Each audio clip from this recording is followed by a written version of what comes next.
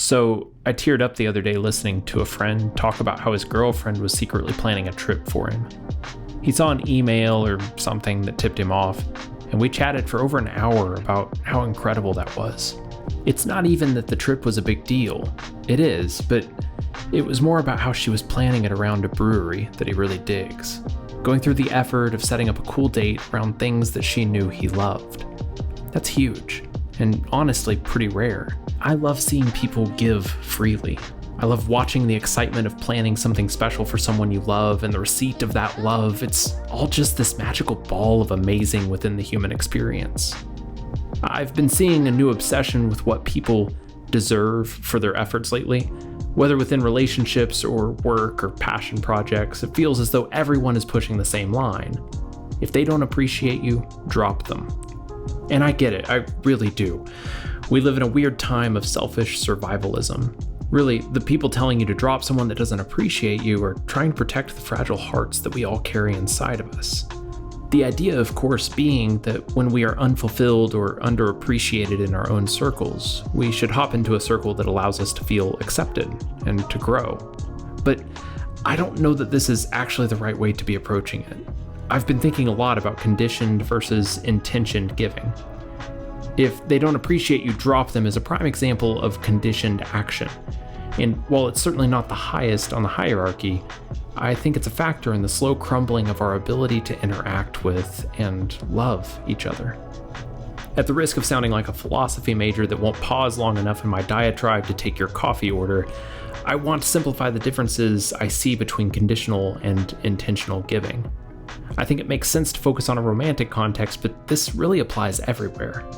You like a girl, right? She's that one you dreamed about before you even knew you liked girls. That sort of show-stopping, oh my god, there must be a soul inside me because it matches so perfectly with hers kind of girl.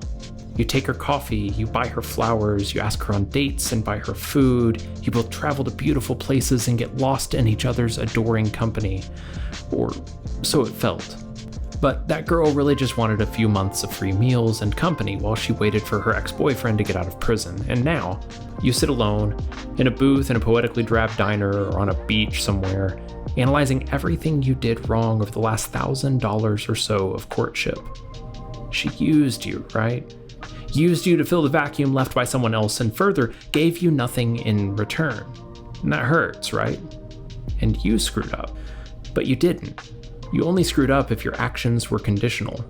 I buy you coffee, you be my girlfriend, I pay for dinner, you kiss me goodnight, or whatever.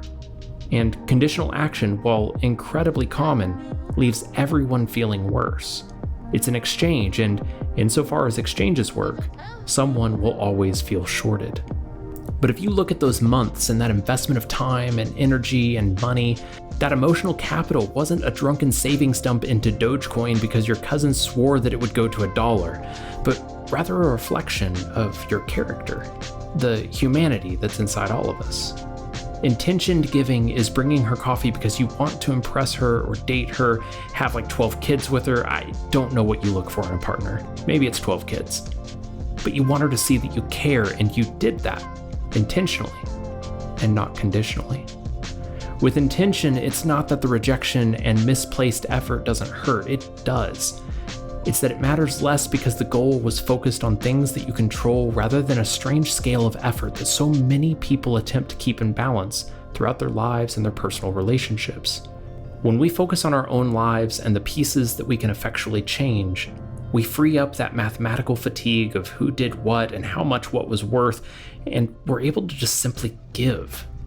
I've been told a lot that I'm too easy to take advantage of, that I give my time or talent away too easily and freely, and that can be true in a professional context, but with my friends or with anyone I might be chasing romantically at the moment, it's simply how I choose to show love. And to steal a phrase from Gary Vee, you can't take advantage of somebody who's given with no expectation. I want to act in the way I expect everyone to act. It's cliche, be the change, I know, but I want more people to stop expecting a return on their personal investments and instead choose to live in a way that's reflective of their heart and what they want from the world at large. I want to be the guy that you know will help you move a mattress or lay tile or watch your kid or fix your computer without an expectation of a return, because I genuinely believe that everyone would be better off if we just stopped acting so transactionally. See, now I've morphed from the philosophy major to a socialist stoner, but I'm still a barista not making your coffee, and I'm sorry. I hope you look at your own actions and measure them against conditional or intentional giving, and if you've been conditional for a while, maybe try and reshape your thought process inward rather than outward. It doesn't matter if she loves you or not. Bring her a damn coffee and keep pouring out love. Eventually, someone out there will be doing the same thing, and you'll be much better prepared to receive it and give it back in kind. And really, that's why we're all here, right? An endless exchange of energy that hopefully results in a positive impact. That's what I think anyway. Thanks for watching. I probably love you.